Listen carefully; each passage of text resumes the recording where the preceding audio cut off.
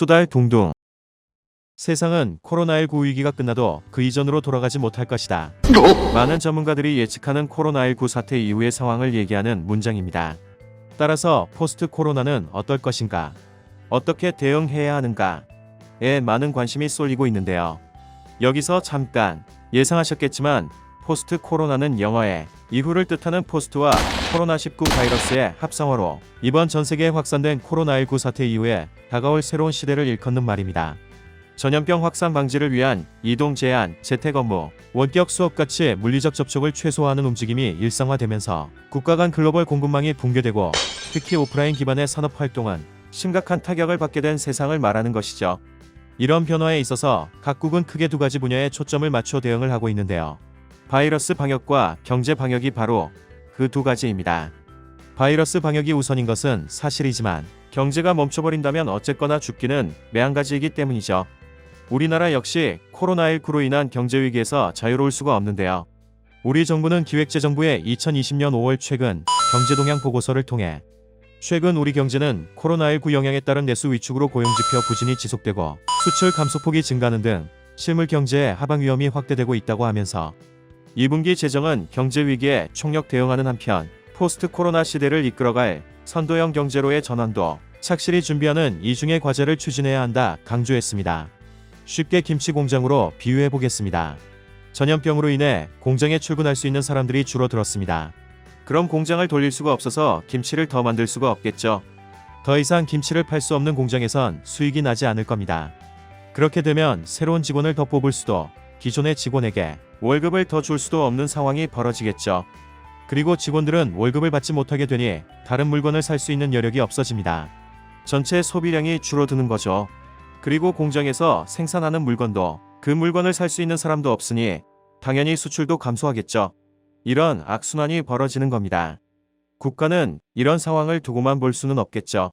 그래서 2분기 재정, 즉 나라 돈을 이런 위기를 극복하는 데 쓰겠다는 겁니다. 아직 백신도 치료제도 없는 코로나19 바이러스도 무서운데 경제 위기까지 닥치다니 엎친 데 덮친 격입니다. 이에 우리 정부는 5월 15일 제10차 혁신성장 전략점검회의 겸 정책점검회의에서 주요국 록다운 영향, 가시화 등으로 수출 감소가 지속되는 사항에 대해 추가적인 대책을 강구하겠다고 했습니다.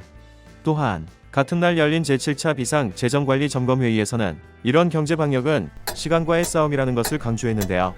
어려움을 겪고 있는 국민과 기업이 신속하게 지원받을 수 있도록 정책 집행을 속도감 있게 추진해달라고 말했습니다.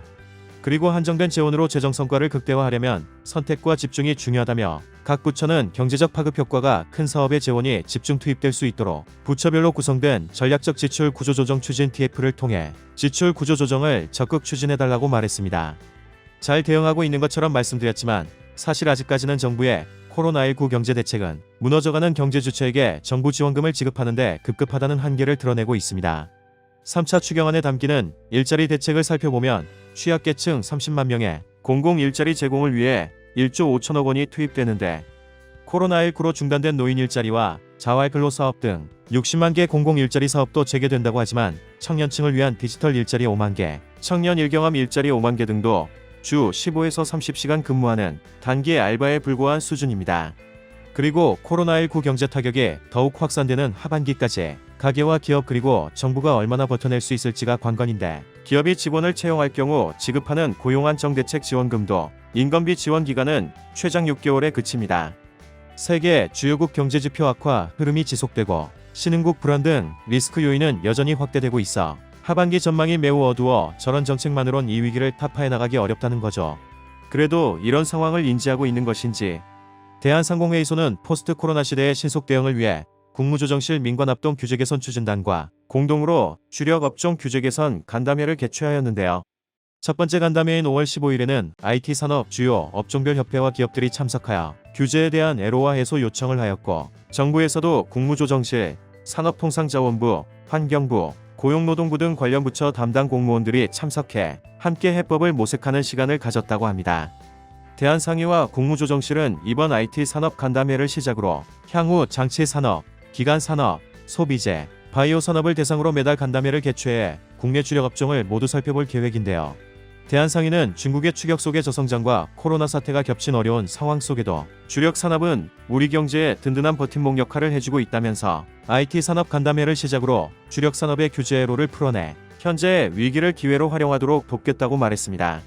앞서 말씀드린 사례처럼 코로나19가 경제에 잔인한 바이러스가 되지 못하도록 정부와 기업 및 모든 국민이 한마음으로 힘을 합해 이번 경제 위기도 슬기롭게 대처해서 우리나라의 경제 정책이 성공 사례로 외신을 도배하였으면 하네요.